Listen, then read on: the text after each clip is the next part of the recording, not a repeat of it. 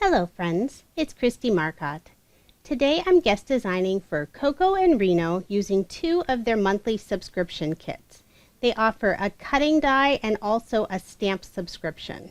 Each kit is $14.99 per month when you subscribe, and they're valued at over $40. You can also purchase past kits for $19.99 without subscribing. So let me show you everything that's included in the February kits. I'm starting off with the cutting die kit, and the theme this month is geometric shapes. The dies were packaged in that cute little burlap sack, so that's fun. So here are all the different shapes that are included. There's several sentiments. So there's a butterfly, a large heart, love the pineapple. One of the sentiments is our story, the other is be happy, and then that final is that smaller heart that has the word love. There's several different critters. There's a squirrel, there's a little bunny, a hummingbird, and I absolutely love this fox. And then there's some of these little itty bitty dies. So there's another butterfly, a heart, a hummingbird, and a hexagon. So for this month, there's a total of 14 different dies. Aren't those fun? Now for the February stamp subscription, there are two different stamp sets, and it comes in this cute little vinyl bag, little polka dot, and the Coco and Reno logo on the front. So the first one is a geometric background. Let me take it out of the plastic so it's not quite so reflective with my lights. So this is just one single stamp, perfect to create the background of your cards, and it's just a little bit larger than an A2 size card. And then the second set, so geometric shapes, this has a nice assortment of floral designs, some geometric shapes. There are 4 different sentiments. There's celebrate, happy birthday, thank you, and then bliss on one of the hearts. So this is what you'll receive if you sign up for the February subscription. So now let's get started with my first card. I'm using a sketch by Freshly Made Sketches. It's number 51. I'll be using a variety of different paper collections for my cards. For this first card, I chose Lawn Fawn's Spring Fling, and I'm using the pink since I love pink. The background is a tone-on-tone design with tiny little X's and plus signs. And then I have this floral design for that strip going down the middle, just layering this on some different shades of solid pink cardstock. And I did add that scallop border on the right-hand side of the pattern paper. Now I'm switching the square element to a circle. I'm using some white pearlescent paper and then just matted it in that same pink cardstock. I'll just pop this up using some foam dimensional tape. And then I cut out the Be Happy sentiment. I used some specialty pink mirror, it might be satin paper. It's just a scrap that I had on hand. And now I'm just going to use some liquid adhesive to adhere it to my card. Now these dies are very delicate, but it cut out beautifully. I didn't have any problems with the pieces getting stuck at all. So I'll just adhere that right down onto that pearlescent paper. This card definitely has a little bit of shine to it. And then I used the small little butterfly die and also some of that same pink specialty paper. I'm just going to pop up those butterflies using some thin foam squares. And I do have to cut these squares just a little bit smaller since the butterflies are so tiny. And then just to finish off the card, I'm using some of Nuvo's Dream Drops, just sprinkling them around the butterflies. So there is my finished card, and this is card number 1. Now moving on to card number 2. I want to stamp this background stamp, and I'm going to do it on some black cardstock. I first pre-treated the paper using some anti-static powder just to make sure I don't get any additional embossing powder pieces on that top portion of the paper. And now I'm using some Versamark ink, and having a Misti or some kind of stamping tool is very helpful since I did need to ink this up several times to get a nice solid impression.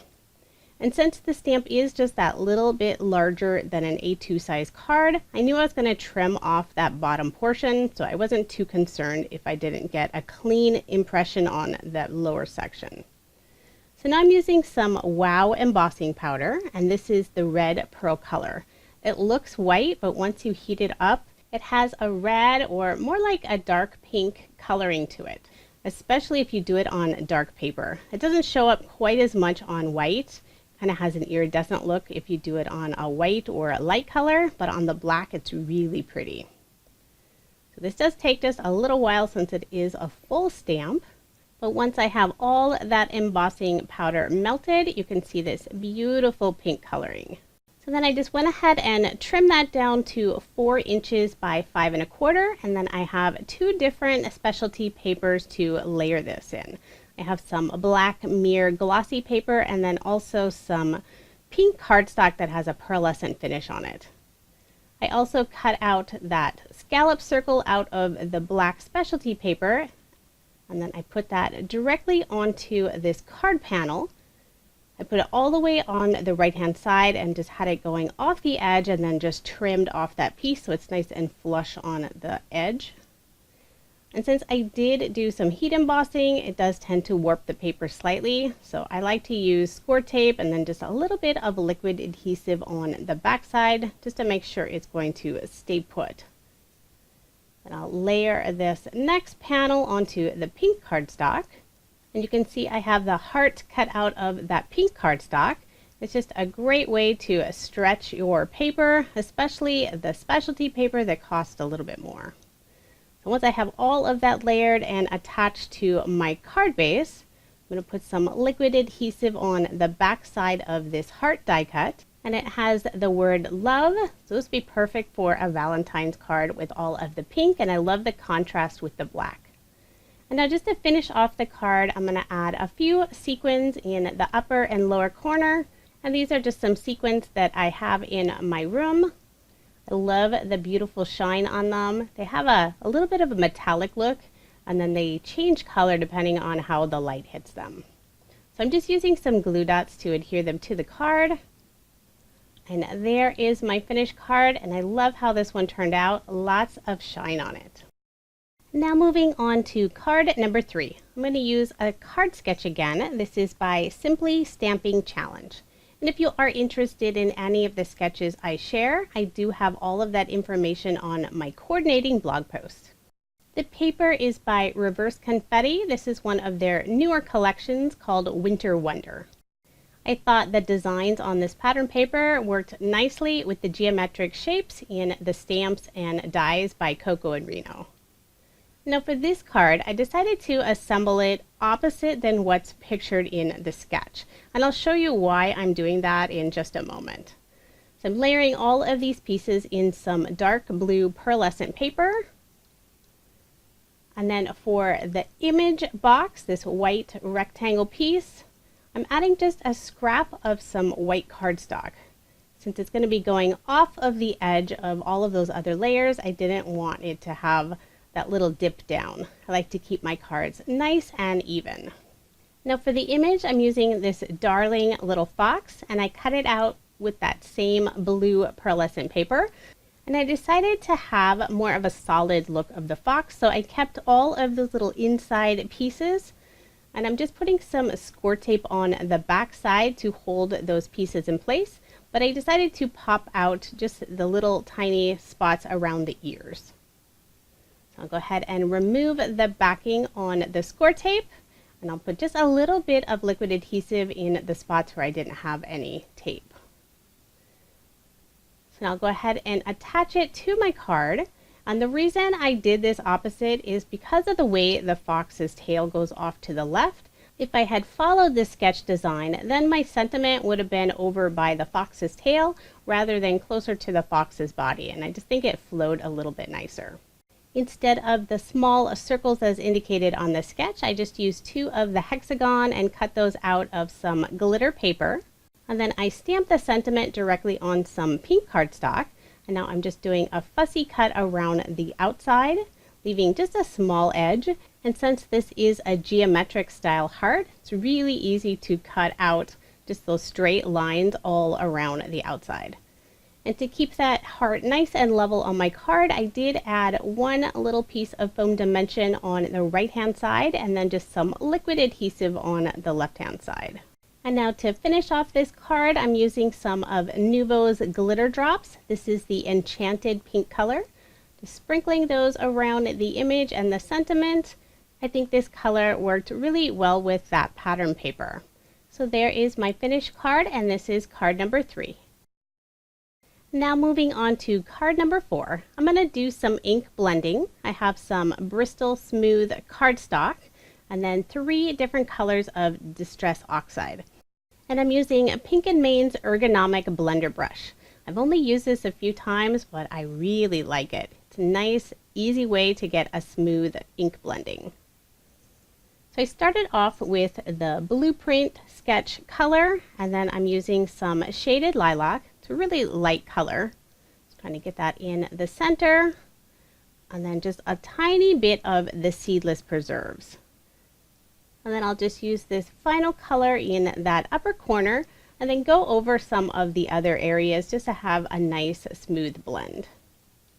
I love the colors on this. And I guess I forgot to hit the record button, but I did spritz this background using some water since it is Distress Oxide ink. So now that that is all dry, I'm going to add it on some specialty holographic paper, and you can see I have a heart cut out of the background, so you know I'll be adding a heart to this card. I'm going to put some Scor-Tape on the back side just to make sure that it adheres nicely to this panel. And now you can see that beautiful holographic shine on the outside edge. So go ahead and attach my card front onto a card base. And I did cut out 2 of the geometric hearts using the holographic paper. So I'm just going to layer those on top of each other. Start with the one on the left hand side. I'll just add some liquid adhesive. As you can see, again, these dies are very thin, very delicate, but I didn't have any issues at all cutting them out. They do cut out beautifully. So once I have the first heart attached, I'll do the same with the second heart. Just add some liquid adhesive, and then I'll just layer it slightly and bring it a little bit lower than the first heart. Even with the thin design of the die cuts, you can still see this beautiful holographic paper. Then I wanted to add a little more design to the background. So I took the small geometric heart and I'm stamping it using some Versamark ink. And I was hoping it would show up and just have that really light watermark look, but it really wasn't very obvious. So I decided to use some clear embossing powder. And generally I wouldn't do heat embossing after I've assembled most of my card, but I was really trying to get those hearts to show just a little bit more. But even with the clear embossing powder, it was still very subtle. I think I should have chose more of a white or an oyster color instead, but that's okay. I still like how it turned out. And now for the sentiment, I'm using the Happy Birthday stamp. And just put that underneath one of the hearts, and then I'm going to finish off the card using some Nuvo glitter drops in the white blizzard color. So I'm sprinkling these all around the card just to add a little extra sparkle. So there is my finished card, and this is card number 4. So now moving on to card number 5, and this is my final card. I'm using a sketch by MFT. It's number 230. For the pattern paper, I actually have 2 different brands. The green paper in the background is Lawn Fawn's Spring Fling, and then this pineapple paper is an older collection by Doodlebug called Fruit Stand. I don't think it's available anymore because I've had it for many years. So I'm layering the background piece using some green mirror cardstock and then just some solid green cardstock for the other pieces. Go ahead and attach my card front onto a card base. And then for my image panel, I have some white pearlescent paper and I layered that on some yellow pattern paper, and this was by Lawn Fawn. It's that Spring Fling collection. I liked how that yellow matched really nicely with the Doodlebug paper. And then I used some solid green cardstock for this banner strip. And even though it is shown going on top of this tag, I'm going to put it behind this rectangle piece. And I did decide not to make it a tag. I think the rectangle worked better for the image. Now for the sentiment, I stamped the geometric heart with the word bliss. I'm going to put that on some light yellow cardstock, layer that in this green mirror paper. And then for the image, I cut out the pineapple. Thought this one was a lot of fun. I first cut it out using some yellow paper and then also that green mirror paper for the leafy part of the pineapple, the stem I guess, I'm not sure what it's called. So I'm going to attach the top portion first, put some liquid adhesive on the back, and I am going to have this pineapple going slightly crooked. Thought I added a little bit of interest. And I'm going to use some liquid adhesive for the main body of the pineapple. And if you wanted a more solid look, you could definitely pop all of those tiny pieces back in place. But I really like that frame, the geometric look. And then I'll pop up this sentiment using some foam dimensional tape.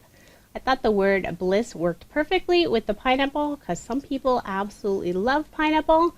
And then to finish off the card, I'm using some of Pink & Main's Glossy Dots. The yellow color matched perfectly with the yellow pattern paper. So there is my finished card, and this is card number 5. This last card definitely puts me in the mood for summer. Now here's just a quick recap of the 5 cards I made using Coco and Reno's February monthly subscription kits. I really enjoyed the geometric theme of both kits. If you are new to paper crafting, this subscription would be a great way to build up your craft supplies, or if you really love dies and stamps, this is a fun way to have a new set every month. I have provided links in the description box where you can subscribe, or you can purchase some of the previous kits if they are still available. I want to give a special thanks to Coco and Reno for providing me with their February kits. Thank you so much for watching, and I hope you have a wonderful day.